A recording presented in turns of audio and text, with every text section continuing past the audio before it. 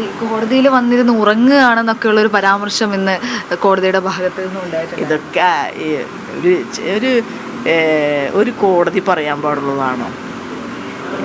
ഞാനൊരു മനുഷ്യ ജീവിയല്ലേ, ചിലപ്പോൾ ഉറങ്ങിണ്ടാവുമെന്ന് എനിക്കറിയില്ല, വല്ലപ്പോഴും. പക്ഷെ ഞാൻ പരമാവധി ഉറങ്ങില്ല. പിന്നെ ഉച്ചയ്ക്കൊക്കെ ഭക്ഷണം കഴിച്ച് ചൂട് എടുത്ത് വരുന്ന സമയത്ത് ചിലപ്പോൾ ഉറങ്ങിയിട്ടുണ്ടോ എന്ന് എനിക്കറിയില്ല. കാരണം മുകളിലിരിക്കുന്ന ആൾക്കല്ലേ കാണാൻ പറ്റൂ നമ്മളെന്ത് ചെയ്യണമെന്ന്. പറയണ കേട്ടതൊന്നും വേറെ വക്കീലന്മാരും അവിടെ ഉറങ്ങാറില്ലെന്ന്. എല്ലാവരും ഒക്കെ ബോറടിക്കുമ്പോൾ ഉറങ്ങും അല്ലേ. ചിലപ്പോൾ ഊണ് കഴിച്ചിട്ട് ഇച്ചിരി നേരമൊക്കെ ഉറങ്ങിപ്പോകും. പ്രത്യേകിച്ച് ട്രയലിലിരിക്കുമ്പോൾ ചൂടായിരിക്കുമ്പോഴൊക്കെ മനുഷ്യർ അങ്ങനെ എപ്പോഴെങ്കിലും ഞാൻ ചെയ്തിട്ടുണ്ടോ എന്ന് എനിക്കറിയില്ല. കാരണം എന്താ വെച്ചാൽ ഞങ്ങൾ രാത്രി ഉറങ്ങണില്ല. ഞാനിപ്പോൾ കോടതിക്ക് എൻ്റെ പ്രൊസീജിയർ അറിയാൻ പാടില്ലാണ്ട് എൻ്റെ ഓഫീസിലെ കേസുണ്ട്. അതുകൂടാതെ 12:30-1 മണിയാകുമ്പോൾ ഈ ട്രയൽ കോടതിയിൽ കേസ് തുടങ്ങും.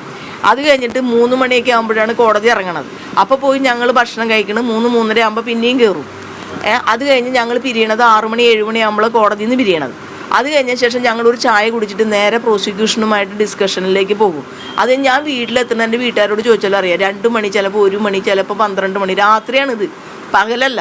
അപ്പോൾ ചിലപ്പോൾ എൻ്റെ ഉറക്കം ഒരിക്കലും ശരിയായിട്ടില്ല. അപ്പോൾ ഒരു സ്വാഭാവികമായി മനുഷ്യരൊക്കെ ചിലപ്പോൾ ഉച്ചയ്ക്ക് ഊണൊക്കെ പിറ്റേ ദിവസം ഉച്ചയ്ക്ക് ഊണ് കഴിച്ച് കഴിയുമ്പോൾ സ്വാഭാവികമായി നാച്ചുറലി ഞാൻ ചിലപ്പോൾ ഉറങ്ങിപ്പോയിട്ടുണ്ടാവാം.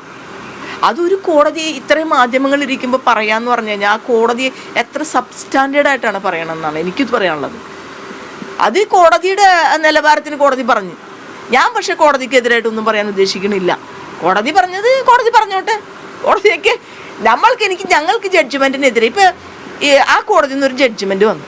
ആ ജഡ്ജ്മെൻറ്റിനെ പ്രകീർത്തിച്ചുകൊണ്ട് എത്രയോ ആളുകളാണ് കണ്ടശായ കാര്യങ്ങൾ ചെയ്തുകൊണ്ടിരിക്കുന്നത്. ഞാൻ എന്തെങ്കിലും പറഞ്ഞു കഴിഞ്ഞാൽ എനിക്കെതിരെ കണ്ടന്റ് വരും അല്ലേ? അതല്ല നിങ്ങൾ കണ്ടുകൊണ്ടിരിക്കണത്. ഞാൻ മിണ്ടണില്ല.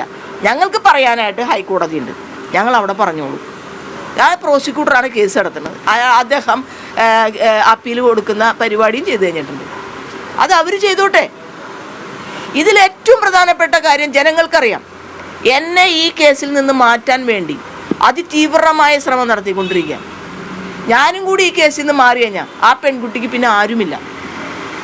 മനസ്സിലായ? ഇപ്പം ഈ ജഡ്ജ്മെൻറ്റ് വന്നതിന് ശേഷം ഇഷ്ടംപോലെ വക്കീലന്മാരൊക്കെ അഭിപ്രായം പറയുന്നുണ്ട്. പക്ഷേ ഈ വക്കാലത്തെടുക്കാൻ ഒരാൾ പോലും കേരളത്തിൽ ഉണ്ടായിരുന്നില്ല, ഇപ്പോഴും ഇല്ല. ഇപ്പം കുറേ ആളുകൾ സപ്പോർട്ട് ചെയ്യണമെന്നൊക്കെ പറയണതല്ലാതെ കാര്യത്തോടെടുത്തപ്പോൾ ആരുമില്ല. അത് ഞാൻ തന്നെ ഉള്ളൂ. അപ്പം എന്നെ അതിന് മാറ്റണം, എന്നെ അപകീർത്തിപ്പെടുത്തി മാറ്റണം, അല്ലാതെ ഞാൻ പോവില്ലല്ലോ. ഇതാണ് എൻ്റെ കാര്യം.